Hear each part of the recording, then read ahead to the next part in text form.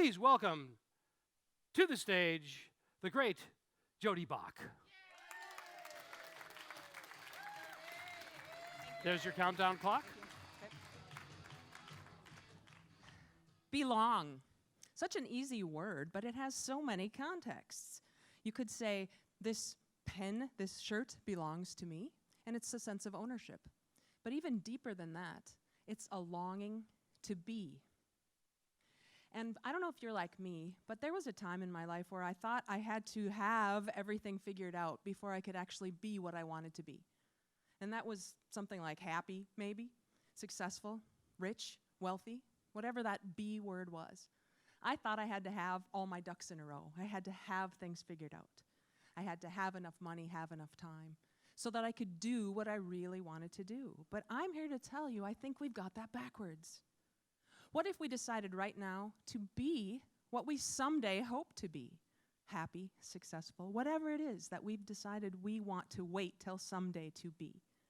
And we act as if we already are that. How would that change the way we do what we do? Since we show up not as we want to be, but as we are, why would we not be on purpose about that? So I want to share with you something that I'm working on to get better at deciding what I actually want to do someday. Now, some of us know already what we want to do, what we want to be when we grow up. Some of us are still figuring that out. Thanks, Di. She's still figuring that out. So in that decision, if you go back to the etymology of the word decide, it actually comes from the same root as suicide, pesticide, homicide. And it means we have to kill off the other options. But many of us were not trained that way. We were taught to have a backup plan. It's just in case our initial plan doesn't work out. And so we've never learned how to decide. And I'm working now on figuring out a way to make better decisions by discerning. And in my discerning process, I'm working on lining up the I's. And the I's start with my intellect, my knowledge. I used to think that was the only way to make decisions. Learn a lot, read a lot, get really smart, and use your head to make decisions. But I forgot there were two other ways that I could invoke to make those decisions. My heart, my intuition, my connection to my higher self.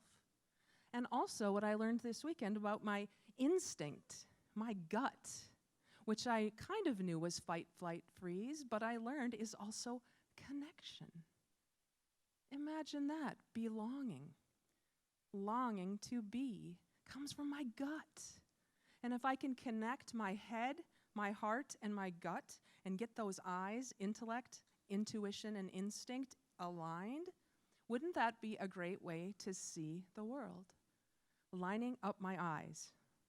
And when my eyes can see that in a new way, then I'm more concerned and more interested in the who behind the do.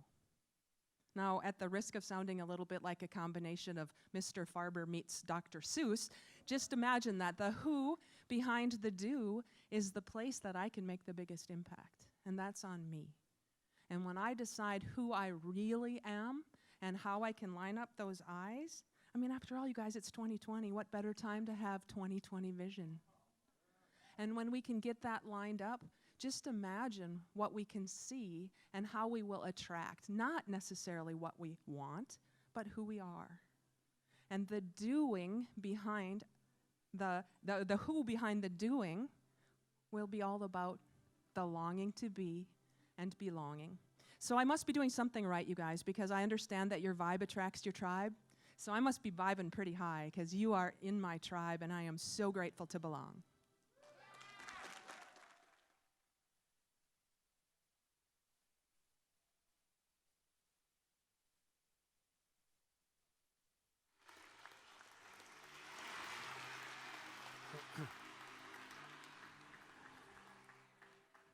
Thank you, Jodee. Okay.